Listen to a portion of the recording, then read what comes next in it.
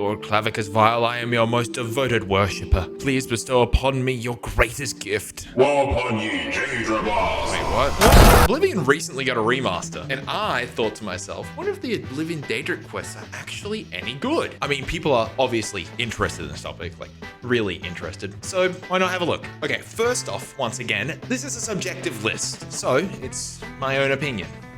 The Only opinion. Also, I will be ranking the Shrine and Namesake quests. Mostly because adding like the main quest line and the Shivering Isles DLC is kind of like a coughing baby versus hydrogen bomb scenario. They're going to be ranked based on their story, their rewards, the world building, pretty much everything they encompass. And yes, I did say rank. I mean, come on, dude, it's YouTube. By now you should have figured this out. It's a tier list, all right? Anyways, that out of the way, let's get to it. In today's journey, we're going to be joined by Gnomebert, named for his gnome-like attributes. Anyways, we blast through the tutorial, get out of the sewers, and are free to start. But first, I'm actually going to run through the main quest line for a little bit here. This is important, and you'll see why much later. So I played through the story until I got to the Blood of the Daedric quest. For this quest, you actually need to get a Daedric artifact, so why not kick it off here? We're given the map marker for the Shrine of Azura. I think now's a pretty apt time to describe how these quests work, because you see, Oblivion does these quests a bit differently. Whereas in Skyrim, where each Daedric quest is kind of free to do whatever it wants, Oblivion has a set structure to how these quests work. Find the shrine, make an appropriate offering, and commune with the Daedric prince. Every single quest follows this structure to a T without failure. It's not necessarily bad, but it's definitely limiting. Anyways, upon arriving at the Shrine of Azura, you'll have to make an offering of glow dust, which can easily be found on a Whittle of the Wisp just down the road. Once making the offering, Azura will tell you that a group of their followers went to go kill a group of vampires in Gutted Mine, but unfortunately got infected themselves and became vampires. Azura wants us to kill them, to free them, or something. So you head on over, enter the mine, and holy fuck, these guys have juice in the fucking gills. Why are they so strong? Now, I don't know if I did this at too low of a level, but the prerequisite for the quest is literally level 2. Despite that, I lock in and kill the vampires. With that done, you head back to the shrine, Azura is happy, and they give you their star. Wait, that's it? I just went and like killed 5 people. Is that seriously it? Look, the star is good, don't get me wrong, but once again, it's just a reusable grand soul gem. I get that it's attached to the main quest, but either way, it's just so ass. Overall, this quest is just kind of like disappointing. Yeah, I'm putting this in D tier. Next up is Namira. I was a pretty big fan of her quest in Skyrim, so I'm excited to see where this one goes. Upon arriving at the Shrine of Namira, the priest there will tell you that your personality stat is way too high, and you look too pretty. Are you sure about that? Anyways, to remedy my perfection, I do what any well-minded fellow would do and smash down like 4 bottles of the cheapest wine I could find. Once your personality stat is low enough, the priest will praise your filth and you can commune with the shrine. Here, Namira will tell you that some of her followers are channeling their inner Asmongold in anger, but some priests of Arcade are trying to clean them up. Namira doesn't want you to kill them, but rather use a spell on the priest to then make the followers kill them. Honestly, pretty cool idea. So you head on over the anger and a bunch of naked people are being warded off by the light from the priest. You cast Namira's Shroud on the priest one by one, stopping them from producing light, and the followers quickly kill them. I'm a bit of a fan of this. It's definitely a much better way of going about a quest like this, but I feel like it's lacking some of that right? You head back to the shrine, Namira calls you a dirty slag, that's a compliment by the way, and rewards you with her ring. The ring of Namira is good, but a little uninspired. The enchantment reflecting magic and physical damage is strong, but it's just kind of bland. Overall, I think this quest is decent. The prerequisites and intro to this quest, definitely a highlight, so I think this quest can pretty easily sit in B tier. Okay? Vermina. Upon finding the shrine, you'll be told to get a black soul gem to offer to them, because, well, it's kind of hard to get. First you need to get a grand soul gem, then you need to find a necromancer altar, then you need to wait until a special night where a weird beam appears above the altar, place the soul gem inside, cast soul trap on it, and voila, you get a black soul gem. Or you could just get one off a necromancer. Oh my god, that would have been so much easier. Once you offer the black soul gem to Vermina, they tell you that a wizard Archvet has stolen their orb and needs us to retrieve it. Oh, okay, another fetch quest. That's a bit boring. Well, that's what you think. You see, once you go over to Archvid's castle and head in, you'll slowly make your way through it, and things get, like, weird. Rooms send you to planes of Oblivion, mess with your mind, and send you to some real creepy places. It's almost like a nightmare. This is really cool and really well executed. It kind of just leads you on a way and then lets you explore this freaky wonderland. Eventually, you'll reach Archvid's room where he is stuck asleep. Or he's supposed to be stuck asleep. In my game, he was just You grab the orb and leave Arkvid there in an eternal waking nightmare. You then return to the shrine where Vermina is happy with your efforts and rewards you with the Skull of Corruption. The staff looks cool and its effect is weird. To my knowledge, it makes a naked copy of the person you cast it on to then fight them. I mean, I guess that's someone's nightmare. Anyways, this quest is fucking rad and I absolutely love playing through it. I think this is very easily going to be put into the A tier. Up next, it's pretty exciting. It's Yagorath. Approaching the shrine, you'll see a bunch of crazy people wearing seemingly random clothes. Talking to one of them will reveal that to commune with Yagorath, it will have to be raining and you need to bring them a head of lettuce, a lesser soldier, and some yarn. Okay, the quest hasn't even started yet and the vibes are already immaculate. Once every condition has been met, you commune with Yagorath. He tells you that there is a town nearby called Borderwatch, full of Khajiit. He says it's nice and peaceful and dull. He wants that changed. He tells us about a prophecy in the town that foretells the end of the world, and Yagorath wants us to simulate it. For shits and gigs. Just an amazing setup. Also, sorry for all the glazing. Not actually, this is just fucking rad. Once you head over to the town, you can speak to Ribasa. You can convince him to tell you what the plagues that indicate the prophecy are. There are 3 plagues. One of vermin, one of famine, and finally, one of fear. Okay, we have our goals. Now, how do we go about doing them? Well, exploring the village, you'll find a coop full of the town sheep. You can also find that the inn has a famous cheese collection, with one being so pungent that rats would flock to it. Alright, with all that figured out, let's go. Book a room, sleep until nighttime, steal the cheese, wait until day, cook the cheese in a pot outside, and chaos ensues. A bunch of rats start running into the town square where Rubasa will freak the fuck out and put down rat poison. We then pick up the rat poison and put it into the feeding trough of the sheep, poisoning them all. And now with that done, we've done both the Plague of Vermin and Famine. The only one we're missing is the Plague of Fear. Luckily, Yagorath is down to help us. He tells us to head into the center of town for a little surprise. And what is that surprise, you may be asking? Well, he turns the sky red and makes it rain burning dogs. This reasonably freaks the town out. And now they all believe that the prophecy has been fulfilled and the world is going to end. What a cool fucking quest. You head back to the shrine and Yagorath gives you the Wobberjack. Now this stuff is, cool? Look, I don't know, but basically whenever you use it on a creature, it can then transform into a random other creature. I mean, the randomness makes it like on theme, but it is a bit, you know, kind of boring. Like compared to Skyrim's Wobberjack, which is phenomenal, this one's just a bit But with all that aside, I think it's fair to say that this is an amazing quest. And honestly, I think it's the best of the lot. So in my opinion, very deservingly, this one gets S tier. Alright, this next one's a bit special. In the last video, I put them in S tier. It's Sanguin. Heading over to the shrine, you are required to offer some Cyrodiilic brandy. Once you commune with the shrine, Sanguin will tell you that the Countess in Castle Leowyn is hosting a calm and boring dinner party. And Sanguin wants us to infiltrate it and crash it by casting a spell called Stark Reality. Sounds cool enough? So you head on over to the castle, head inside and try to get into the party. For me it was actually really easy. I just talked to this guard and he let me in instantly. Although the Countess wasn't there, so I waited a couple times, but she never showed up. So I just started spamming the spell, which stripped all of the guests, including myself, of all their clothes. Eventually after spamming it a bunch, I just did it successfully. I'm not really sure what happened here. I just think the quest is like super jank. Anyways, you escape the pursuing guards and head back to the shrine where Sanguin will give you the Sanguin Rose, a cool looking staff that summons a random Daedra. Overall, the quest is kind of boring. You pretty much just run into a place, cast a spell, and just get out of there. I mean, the concept is fitting at least, but the execution is lacking. So, C tier, I suppose. Next up, Nocturnal. There isn't any offering required for this quest, but you do have to be level 10. Upon communing with Nocturnal, she will tell you that someone gave her pink eye. Wait, what? Oh, no. Someone stole her eye. Apparently, 2 Argonians in Leowyn are the ones responsible, and we need to steal it back. Cool thing here? We don't know which Argonians it is. So basically, we have to go around racially profiling people. Oh. Eventually, we encounter Byxx and ask them about the eye, and they're like, No, I didn't do it. Okay.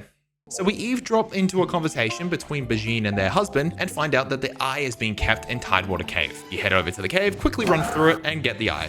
It's a pretty boring cave, not really much to say here. Once you get the eye, you return it to Nocturnal, and she rewards us with the skeleton key. Pretty good item. It gives you 40 levels of security passively, and it also changes the model of the lockpick.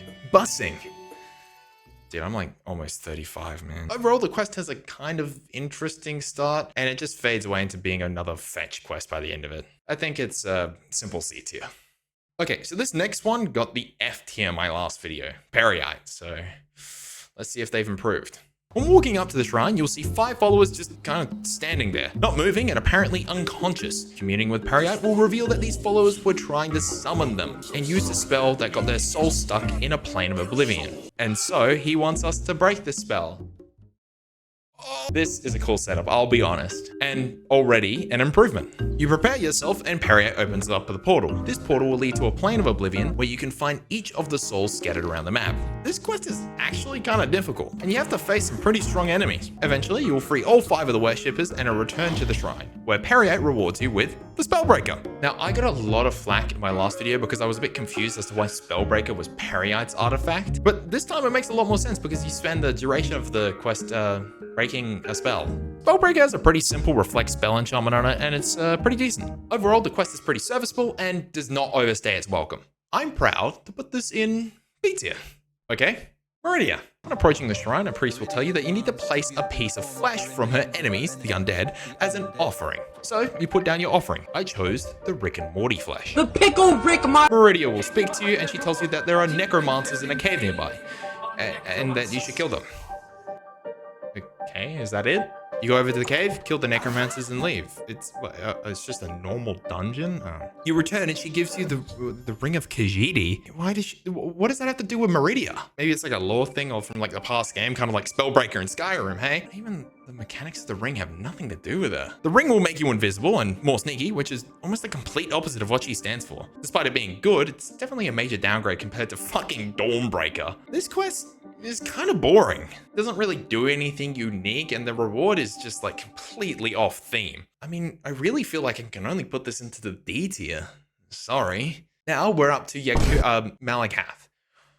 I really gotta stop doing that. Once you arrive at the shrine, everyone will be racist to you because you're not an orc. Unless you are, then well, they're not. You'll then have to offer up some troll fat to the shrine, where Malakath will tell you that Lord Drad, a dark elf with his own estate, is keeping some ogres as slaves. Well, that's no good. So you need to go free those slaves however you can. I quite like this openness, and there seems to be quite a few ways you can actually tackle this quest. So I'm going to tell you how I did it. I went over to the estate and broke into their house, where I quickly chat up Lord Drad. He seems alright at first, but then gets like really racist super quick. He asked me about my thoughts on slavery, and I'm like, controversial take, but I think slavery's bad.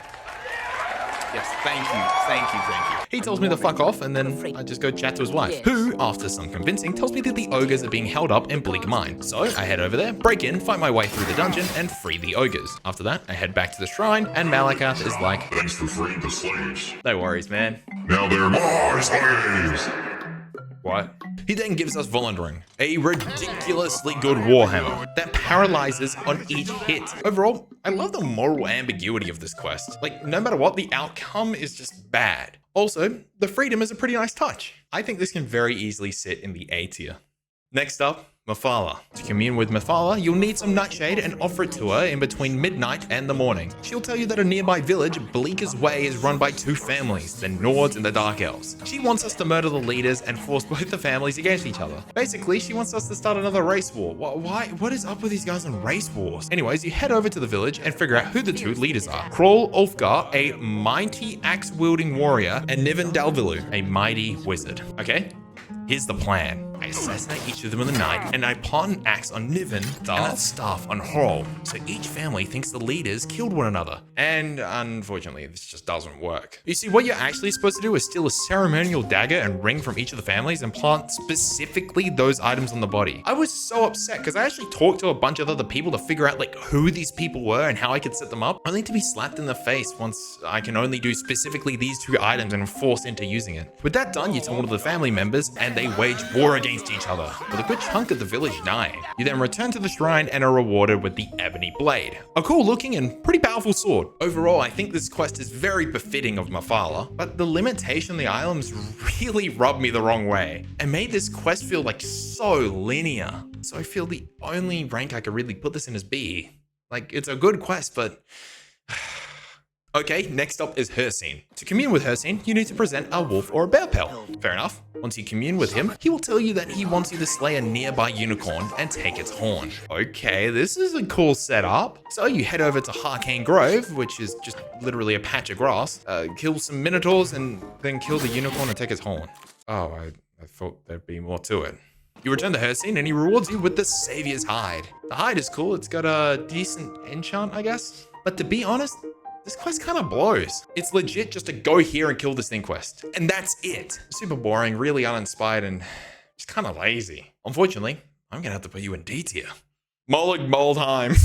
For this one, you'll need a lion pelt. I'm not too sure why, but my interpretation of this is that, like, he's a Daedric Lord of Domination, so you need to prove you can dominate people, so you have to dominate a lion.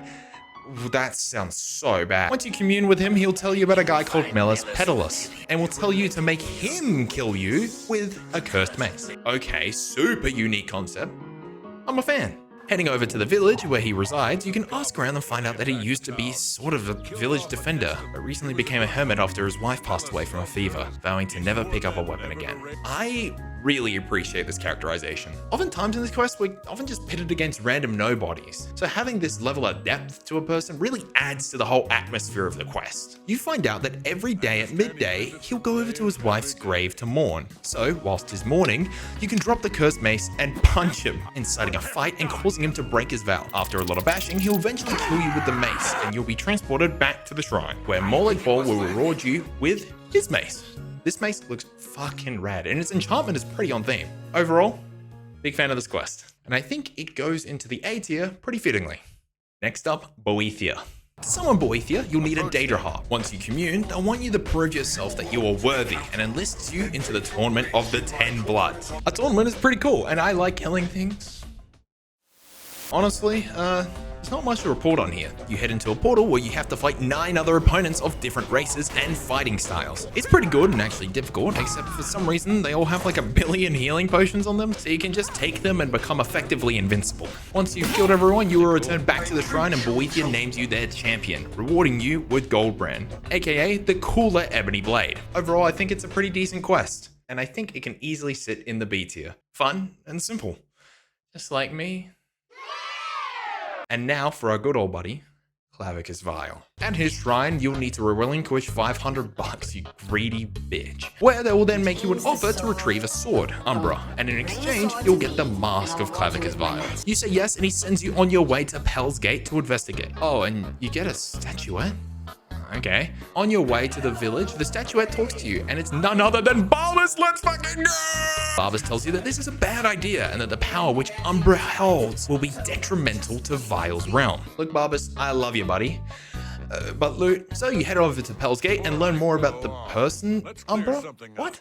So here it's revealed to us that Umbra is not just a sword. It's also a person who's been taken over by said sword. Cool idea. Lenwyn used to be a good person, but eventually found Umbra and no longer protected the village, eventually joining up with a band of mercenaries and hiding in Vindicel ruins. So you head over there and you make your way through the dungeon. Eventually you meet Umbra and start talking to them before they tell you to get lost. Okay, now you have a decision. You can leave and okay, you're just gonna fight them. So you fight Umbra, win and claim their sword. Umbra is technically a reward since Barbas just tells you to leave with it, which is actually not that bad of an idea. It's strong, it's got a good soul trap enchantment, but I want the mask. So you head back to the shrine, trade the sword, and get the Mask of Clavicus Vial. This helmet looks cool as fuck, and its enchantment is nice too. Overall, I really like this quest. I like the openness of the quest in terms of there being like different endings depending on when you want to give up the deal. And I reckon that this is pretty easily an A tier quest. Big fan of it. Okay. This is the final Daedric quest. You see, this is a special quest. It has the most prerequisites. First, you need to complete every other Daedric quest. You level 21 and have done a good chunk of the main storyline. This is a huge ask, and that's not a bad thing. just really hypes up this moment. Once all the requirements are met, you can sleep, where you will be awoken by Caster Flavis, who tells you that you have been summoned by Lord Hermaeus Mora. The hype is building. You make your way over to the shrine, passing through treacherous mountains and facing ogres on the way up, all the way to the very edge of the map. The anticipation is killing you. You keep trucking along, and eventually you reach the shrine. This is it. So you commune for one last time. Hey, can you kill, 10 random people for me? Thanks. What? Seriously? The final quest is just kill a random NPC of each race? You know what? You don't even deserve my rage. F tier. But what about the reward? Oh, you mean the book that just gives you a few levels? Boring! Fuck you, F tier. Okay, well, that was a bit disappointing, but that's it. That's all the Daedric quests. And yeah, no, I'm pretty happy with this list. Fuck Hermaeus Mora. Oblivion's Daedric quests, I think, are very polar. A good chunk of them are pretty good, and the rest of them are just kind of ass. But some of these quests are genuinely so fun that I had an absolute blast playing through some of them. Thank you all so much for watching, and okay, let's go a little off script. I just want to say thank you. Recently, I've been getting a lot of support, almost about 1,000 subs since the Skyrim video. It really means a lot to me, and I'm pretty excited to give you guys more content. Next video I'm working on is about Skyrim's major quest lines, and I'm going to be recording this live, so if you want to come say hi, I'm going to be streaming over my Twitch. Please check it out. Yeah, okay, that's it. Bye!